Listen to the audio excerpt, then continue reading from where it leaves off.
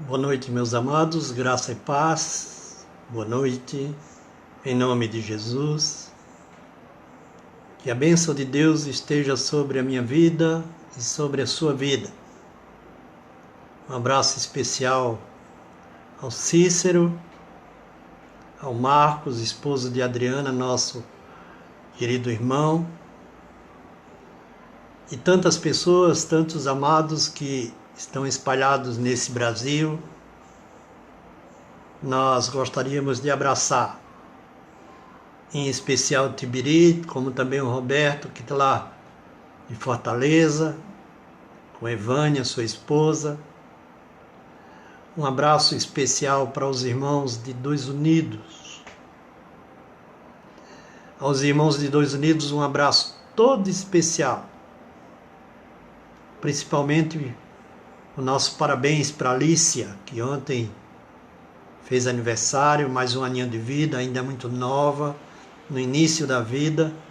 Que Jesus abençoe a nossa irmã, segundo a sua bondade. A graça de Deus se manifestou durante essa semana na vida de Maria, na vida de Isabel, tem se manifestado na vida de irmã Nena. Perdeu o esposo, mas está contando vitória, sabendo que o Senhor está muito próximo, cuidando dela poderosamente. Um abraço para o nosso irmão Vinícius Peixoto, um queridão irmão. Que a bênção de Deus esteja sobre a tua vida, como também para a Luciene e o Mardônio, como para as filhas do Mardônio, a Rebeca e o Tom. Um abraço todo especial os irmãos da Baixada Santista, como também no Espírito Santo, e também o nosso cumprimento todo especial para Juliana, que está lá em Curitiba, nossos irmãos amados. Juliana de Igaraçu, receba o nosso abraço, como a Casa de Conceição com Elias, e que nosso amado irmã Eliane, são bênção de Deus. Márcia tem um abraço e temos um apreço todo especial por essa família, tanto Márcia com toda a família, como Marcos e todos, né? E Maria, né? E Maria, e Deus é poderoso. Maria da Paz, pessoal, bênção de Deus, bênção do céu. Temos gente muito especiais como Dinho na cidade, ministro, poeta do Senhor, como temos também o Anderson, um amigo especial, um homem de Deus, um homem forte, um homem valente e, acima de tudo, separado desde muito cedo para o louvor, para a profeta, a música na cidade do Recife e fora da cidade também. Os irmãos de Paudalho, como os irmãos de Timbaúba, recebam o nosso abraço. Nossos irmãos, a irmã Salete, nosso abraço todo especial. O Senhor é conosco lá em Paudalho. E graças a Deus temos a esperança de ver as bênçãos dos céus derramadas sobre a vida do Djalma, de Josete, como também na vida do Luiz Carlos França, né? E tantos irmãos amados. Aproveito essa oportunidade para expressar minha gratidão a Deus pela vida de João com a sua filha, né? A sua filha foi cirurgiada, né? E nós somos muito gratos a Deus. Uma cirurgia complicada, e nós ficamos temerosos, mas o Senhor cooperou com eles. Um abraço especial também para o Érico, com sua mamãe, Amanda em sua casa, como também o Isaac, que também mora aí próximo, no Granville, e o Isaac Belo mora aí, preciosos irmãos.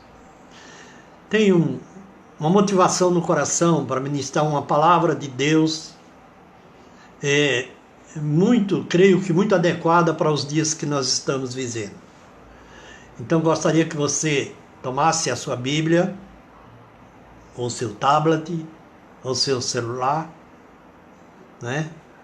Ou sua Bíblia em papel, ou sua Bíblia eletrônica, e abra em Lucas capítulo 13. Lucas capítulo 13.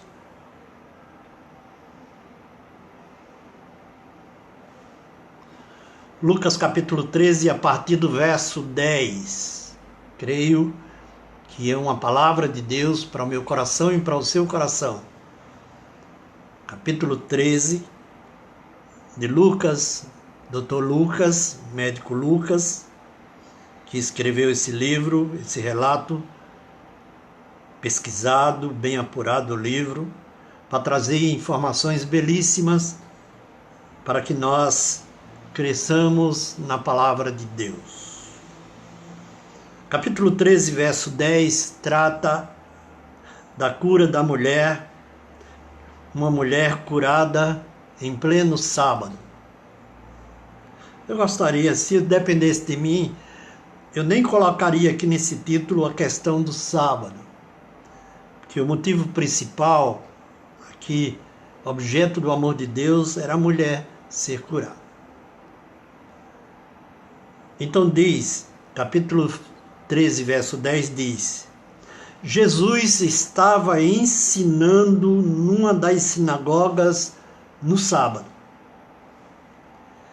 Estava ali uma mulher que tinha um espírito de enfermidade, havia já 18 anos, e andava encurvada e não podia de modo algum endireitar-se.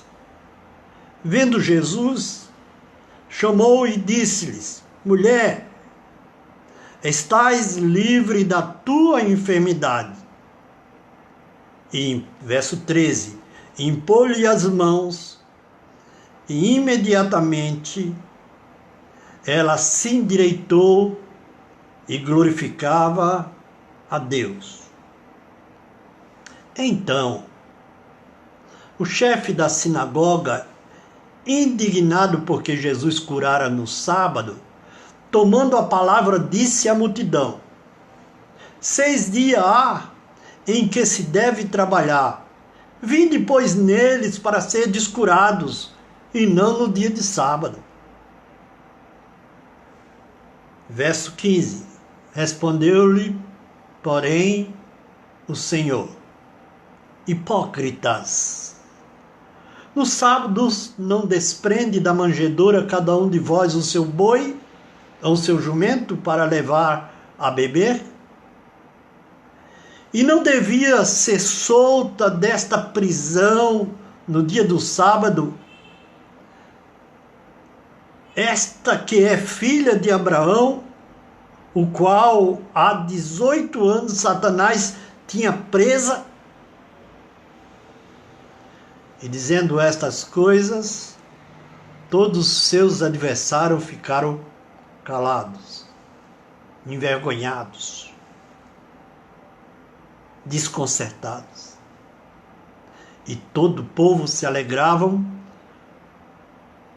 por todas as coisas gloriosas que era feita por ele. Paizinho do céu, coopera conosco e que faz, meu Pai, que a tua bênção não seja impedida, independente da distância, onde esteja, Senhor, este filho, esta filha, este que crê no teu nome.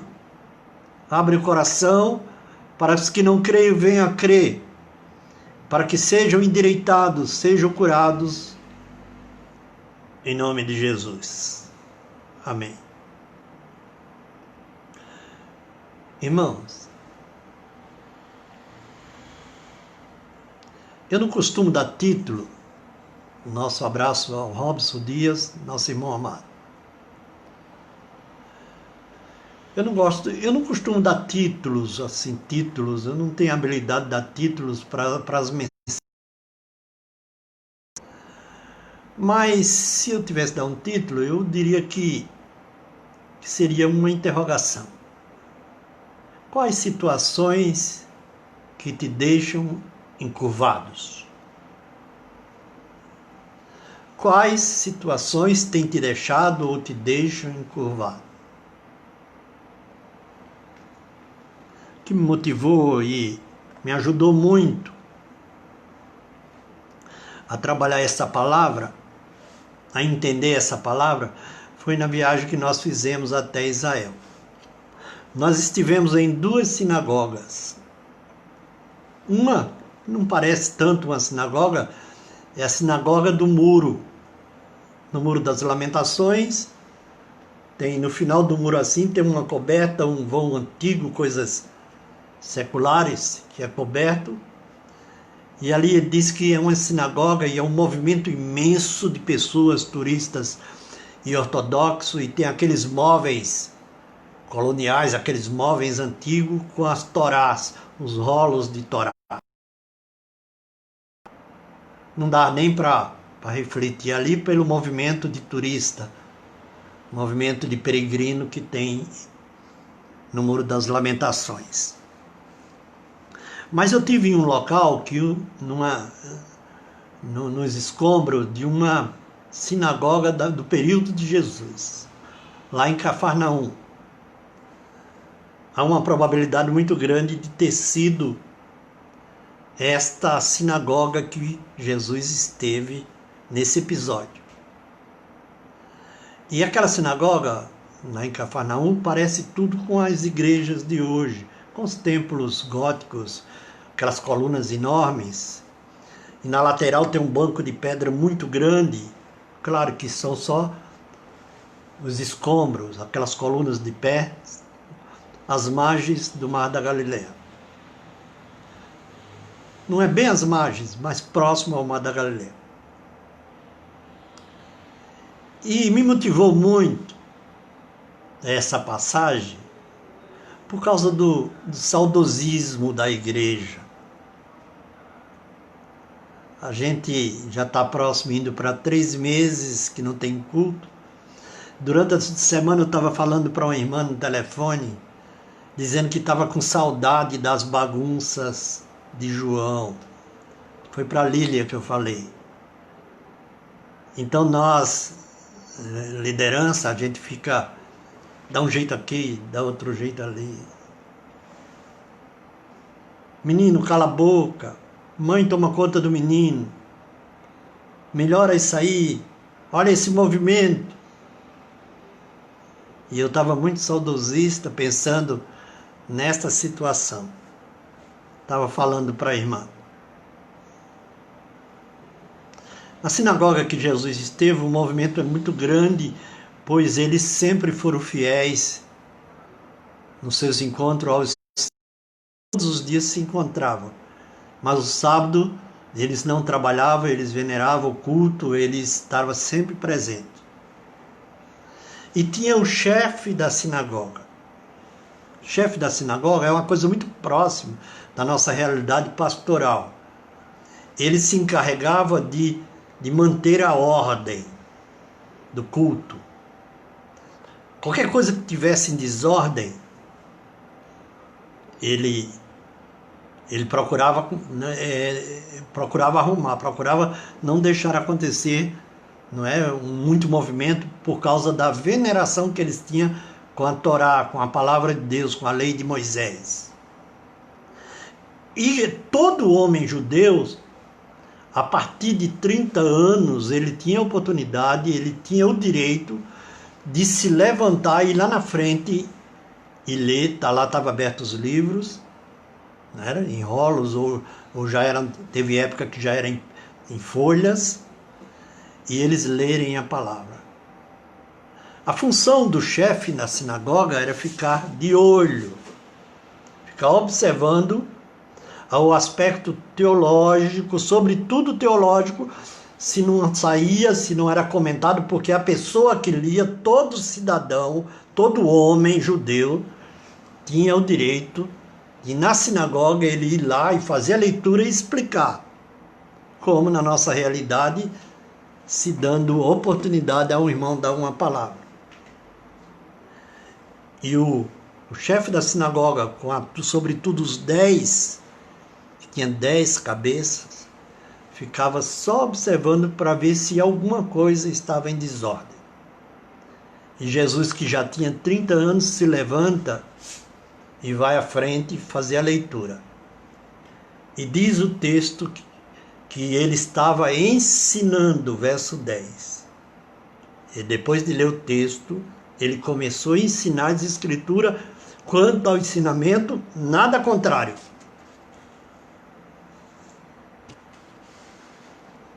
Aí no verso 11 diz: estava naquele aglomerado, no meio daquela multidão, uma mulher que tinha um espírito de enfermidade já havia 18 anos.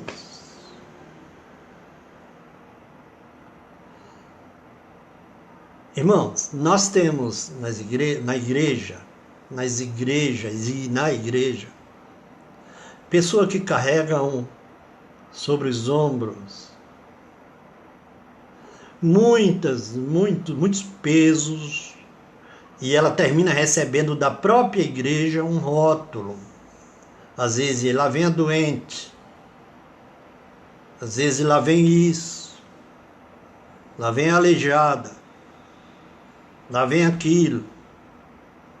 E diz que essa mulher já frequentava, dá-se entender que ela já frequentava a sinagoga há 18 anos. Encurvada. Eu quero, primeira coisa, dizer para você que nós que levamos as nossas rotinas nas igrejas, nem sempre nós geramos uma expectativa de que Deus vai se manifestar, vai acontecer algo nas igrejas. Nem sempre.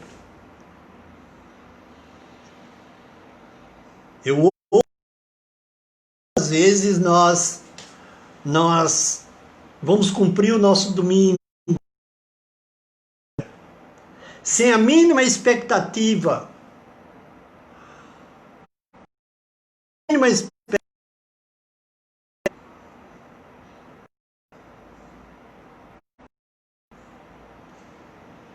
Nós precisamos voltar a ter expectativa que em determinado momento vai haver uma intervenção de Deus.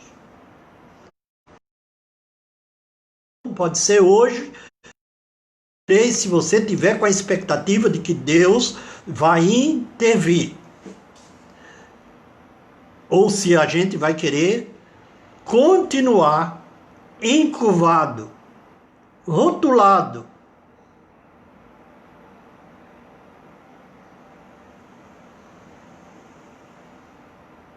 Eu vou ler o verso 11 completo, e o irmão presta atenção. Estava ali uma mulher que tinha um espírito de enfermidade, havia já 18 anos, e andava encurvada e não podia de modo algum endireitar-se.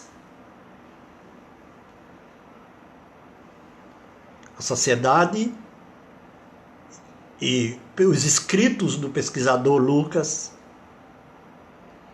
concluiu que toda aquela comunidade dizia que ela estava sacramentada como uma mulher aleijada que não poderia se endireitar. Os irmãos vão de concordar que muitas vezes chegam diante de nós e dizem: não tem jeito. Esta curvatura que você tem, seja uma curvatura social, seja uma curvatura moral, seja uma curvatura de enfermidade, seja uma curvatura financeira, as pessoas sacramentam e diz: de modo algum poderia se endireitar, ainda que frequente constantemente os cultos a um Deus chamado um Deus dos impossíveis.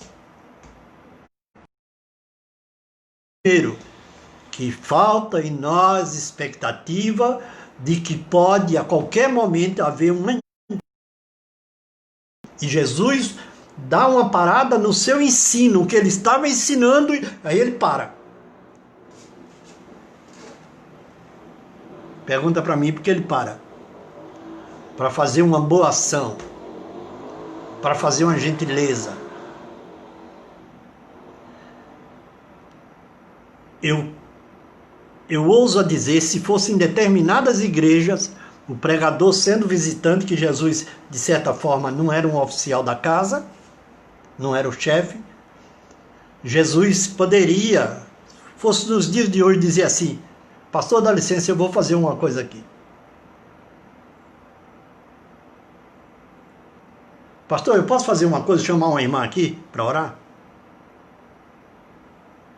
Mas eu quero dizer para vocês que generosidade não pede licença. A generosidade de Jesus não tem que pedir licença. Ele é a intervenção no momento exato, porque ele sabe. No meio da multidão ele disse: vem para cá. Eu não sei se aquela mulher tinha uma expectativa de uma intervenção de Deus.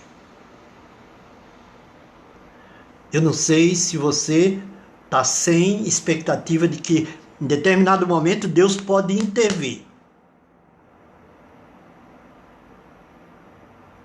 E a sua curvatura, o seu problema de coluna, necessariamente não é de coluna, o seu problema de alma, o seu problema psicológico, o seu problema de bronquite, o seu problema de enxaqueca, a sua dependência, em determinado momento, geremos uma expectativa que Deus pode intervir a qualquer hora.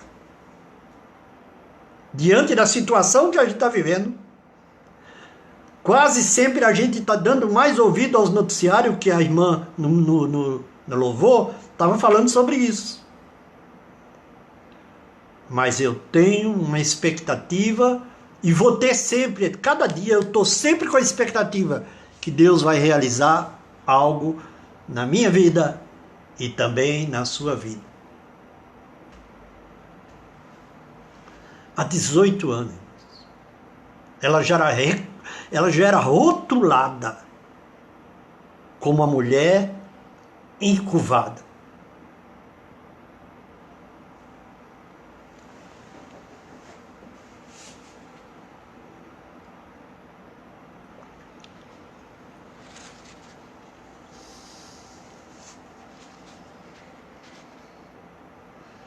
Quando Jesus faz isso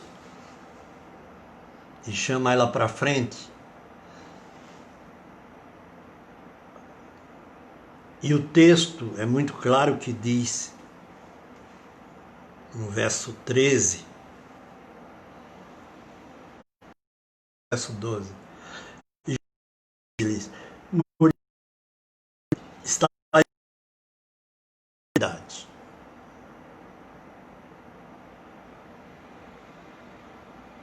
Aí no verso 13 diz, já é outra etapa: impor-lhe as mãos. Imediatamente ela se a Deus. Antes de entrar nesse mérito aqui dessas duas etapas, quando Jesus faz isso, Jesus intervém. A sinagoga disse: epa, tem coisa errada aí. Aí entra um conflito teológico que dura até hoje. Entra um conflito teológico. Edilando, Deus te abençoe. Eliel, Deus te abençoe. Jonathan também, Deus te abençoe. Aí entra o conflito teológico e o chefe da sinagoga se coloca de pé e ele não contesta Jesus, não tinha autoridade para isso. E o texto diz, em verso 14, o chefe da sinagoga, indignado porque Jesus curara no sábado, tomando a palavra, disse à multidão. Ele disse à multidão, ao invés dele dizer: você está com heresia, não pode, você está quebrantando o sábado. Ele disse para a multidão: 6 dias deve-se trabalhar, vindo desses dias aí na sinagoga para ser curado, mas nem isso, mas não no sábado.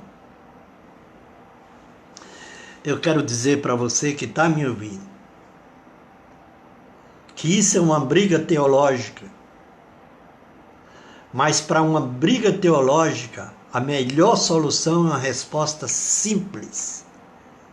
Quero dizer para você, seja o França, seja o Miranda,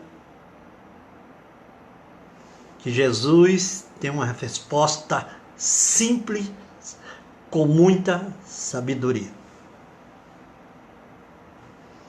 E Jesus disse para ele, responde para ele: hipócrita, no dia de sábado, vê que coisa simples, você não solta o seu boi ou o seu jumento para beber água? As coisas mais necessárias, mesmo sendo um dia santificado, você não solta, você não quebranta o seu sábado para dar de água ao bichinho? Aí diz: não devia eu libertar esta que é filha de Abraão, está há 18 anos presa? Essa semana eu dei uma passada no Face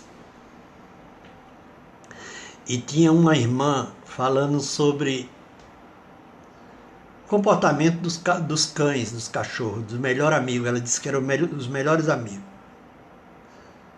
E ela estava dizendo, eu não sabia disso, que o cão tem que passear não sei quantas vezes por dia, ele tem essa necessidade.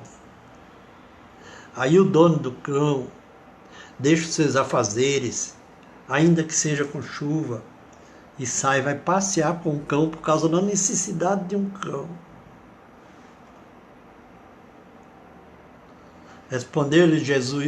Respondeu-lhe, porém, o Senhor: hipócrita, no sábado não despreende da manjedoura cada um de vós o seu boi, ou jumento para levar a beber? Não devia ser solta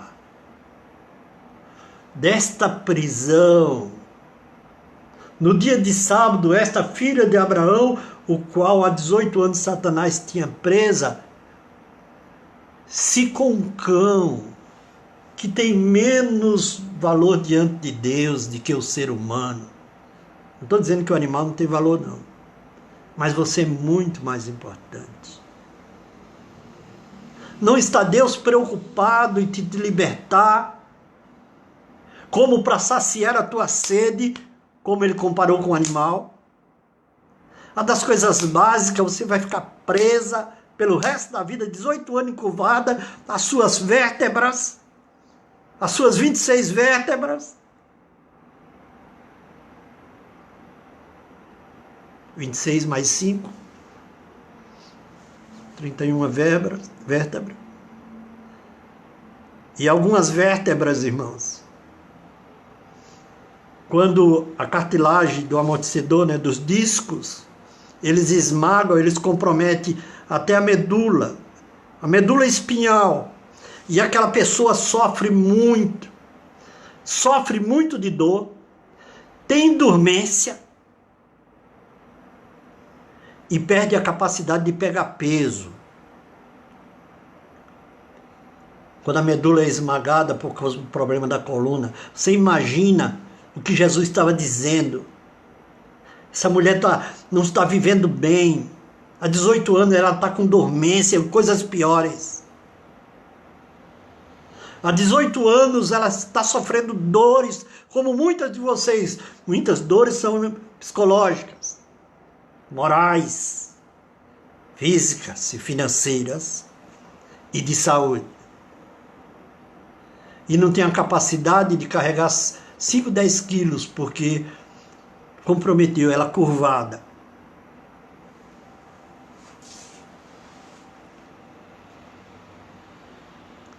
Quero dizer uma coisa para você. Existem muitas situações que a gente pode se curvar. Porque, irmãos queridos, diante de quem e de que nós nos curvamos diz realmente aquilo que somos e aquilo que cremos.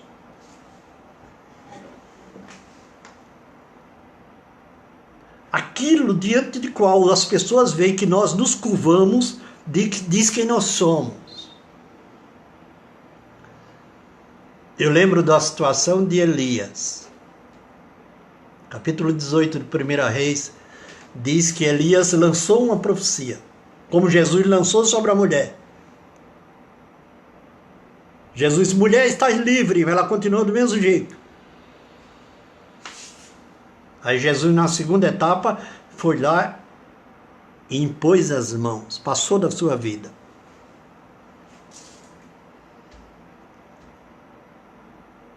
E Elias profetizou depois de 3 anos e meio que haveria de chover. Depois ele sobe para o Carmelo. E lá ele se encurva.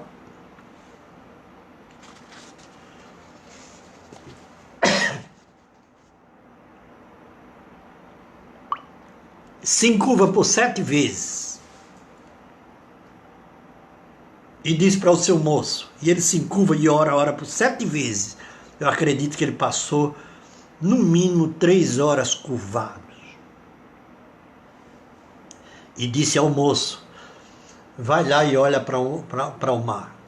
Lá do Carmelo dá para ver o Mediterrâneo muito longe, mas dá para ver.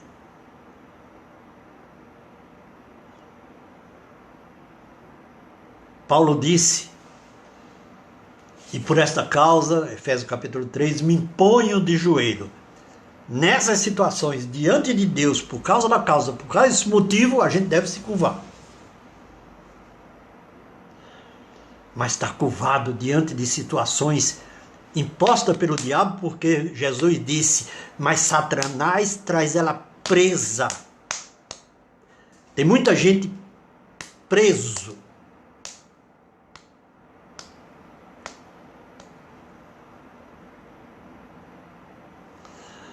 A forma diante de quem nós nos curvamos, nós dizemos que a quem servimos.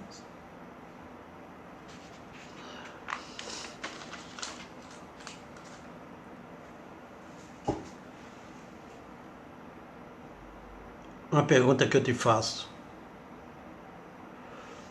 O que é que te curva? O que é que te mantém encurvado, preso?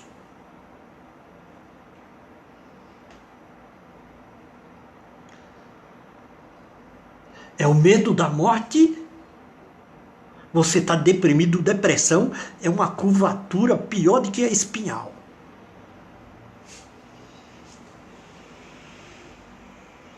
Muitos é o pecado.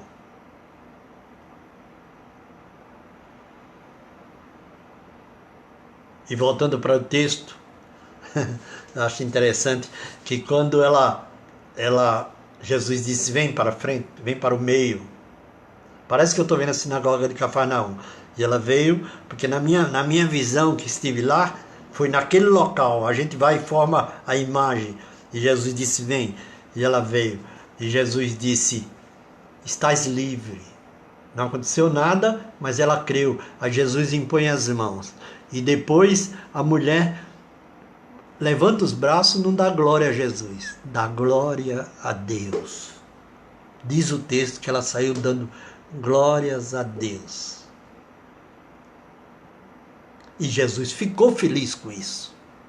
Porque esse é o objetivo de Jesus, ele veio para dar glória a Deus com as suas obras. E nós que somos úteis na obra de Deus, não podemos ser dependentes de elogios. A gente tem pessoas, obreiros e obreiras, que vivem em função do elogio. Jesus desmistificou isso, porque a mulher olhou e saiu vibrando, dando glória a Deus. Mas foi Jesus que o havia libertado pelo poder de Deus. Qual é a sua curvatura? O que é que Satanás te prende curvado? É o medo de ficar pobre? É o medo de perder tudo?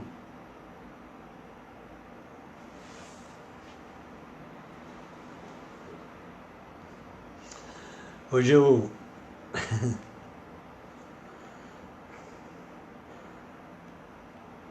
na mensagem de hoje eu mandei, eu estou preocupado aqui com o horário, não estou querendo estourar o horário, Eu mandei uma mensagem que eu vi de um economista famosíssimo, muito conceituado, pessoa muito habilidosa nesse meio de bolsas, de bancos, então ele dá palestra. Ele disse que sobre a dinâmica da vida, o que é a riqueza, o que são os ricos, ele é rico.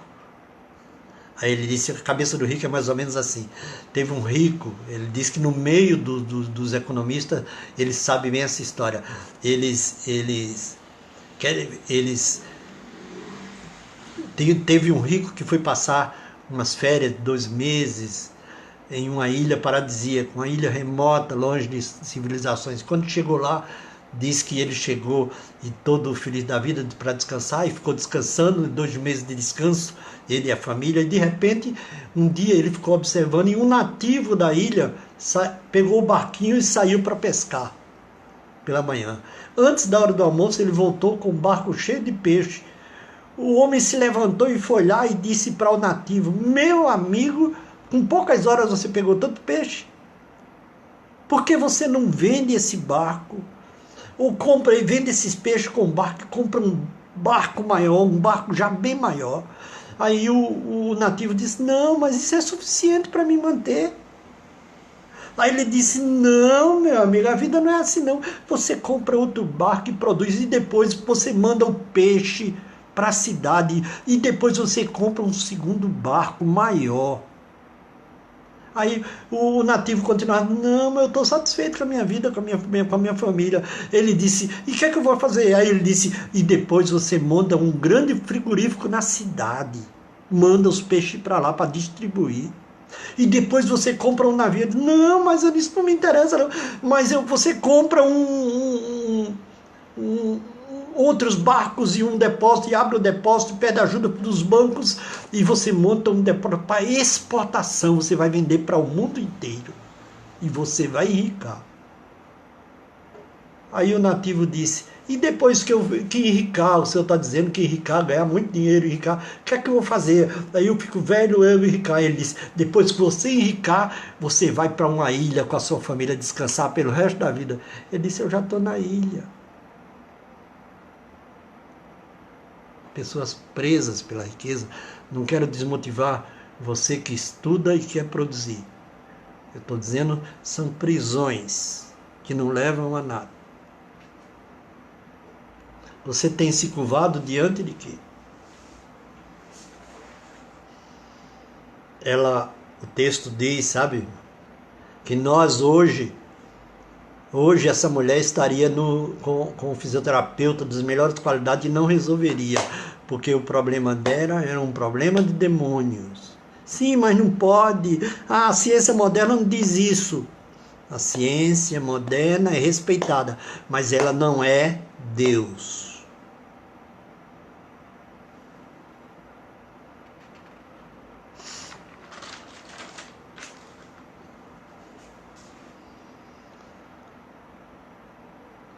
Primeira Pedro 2,24 diz que ele mesmo levou sobre si os nossos pecados no madeiro. Primeira etapa, nosso pecado. Aí depois conclui, diz: pelas suas pisaduras foste sarado. Então ele quer fazer uma obra completa, te libertar do pecado, da dependência, da doença. Ele quer uma libertação plena. Quero dizer uma coisa para você: essa mulher,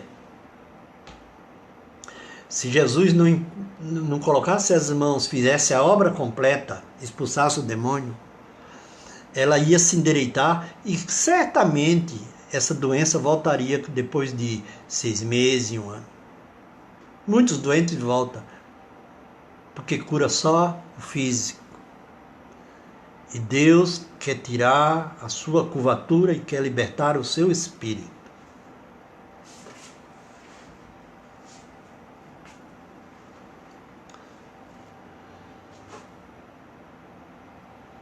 Eu queria sinceramente agora falar para você.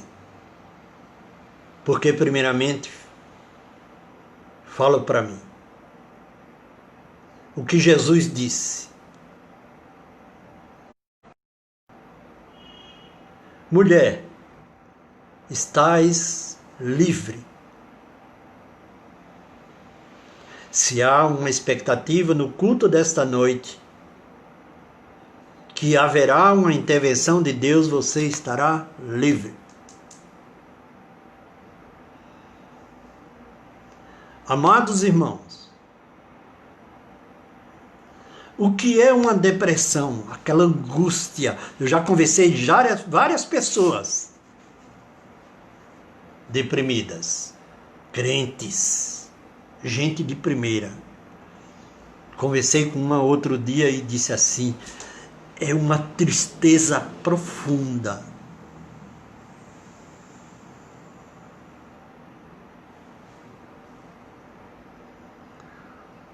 Mulher, homem, estais livre.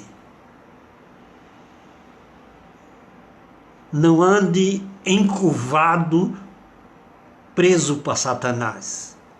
Só se encurve diante de uma causa, diante de Deus. Só se curve pela sua família. Só se curve pela sua igreja. Só se curve pela sua cidade, pelo seu prefeito, pelo seu governador, pelo seu presidente, pelo seu administrador.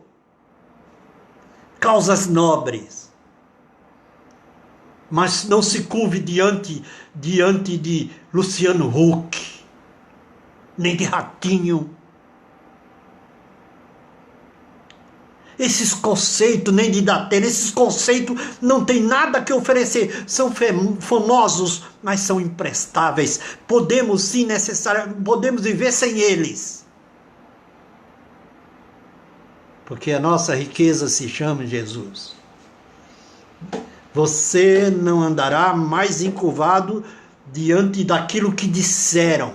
18 anos a mulher estava, e certamente o pessoal dizia: lá vem a aleijada. O pessoal faz isso. Lá vem aquela aleijada. Muitas vezes, por causa de um rótulo de mentira da antiguidade, as pessoas, quando olham você na igreja, na própria igreja, lá vem a mentirosa. E Jesus já te libertou da mentira. Nós vamos receber mais um mês. Amanhã já é junho. E Jesus não vai deixar você curvado esse mês. Quero ministrar sobre a casa de Jackson e Linda, sua mãe. Nada de pessoas encurvadas. Pessoas encurvadas por causa de um pecado do marido, por causa de um pecado de uma esposa. Eu vi alguém gemendo, dizendo assim: acabou com a minha vida. O marido peca, a mulher diz que acaba com a vida. Vê que de quem ficou curvado, ficou chorando, curvada diante de Satanás. Mas nesta noite eu quero pedir: Jesus, liberta todos aqueles que tiverem curvados, seja pela mentira, seja pela traição do marido, seja por um mau hábito, seja, Senhor, por uma droga, seja pela cocaína, seja, Senhor, pelo um hábito mais horrível que existe, seja, Senhor, pela doença física. Tu és capaz, Senhor, de atuar na nossa coluna, também no Senhor do nosso sistema nervoso, porque Tu és Deus. Eu te peço em nome de Jesus Cristo. Que Deus abençoe você. Que Deus abençoe a sua casa. Estamos juntos. Como diz o missionário Balela, Jesus é missionário Carvalho. Diz: Jesus é Jesus, o resto é balela. Deus abençoe. Deus abençoe Mardônio, Deus abençoe Rebeca. Deus abençoe Mardônio. Que a graça do Senhor Jesus Cristo, o amor de Deus nosso Pai e as lindas consolações do Espírito Santo seja com a vida de Paulinho, a vida do Eliel, a vida do Maurílio, a vida dos meus irmãos. Deus abençoe a vida do meu estimado amigo Anderson. E que Deus abençoe a vida do pastor Luciano Bastos. Que a bênção de Deus seja sobre a casa de Isabel.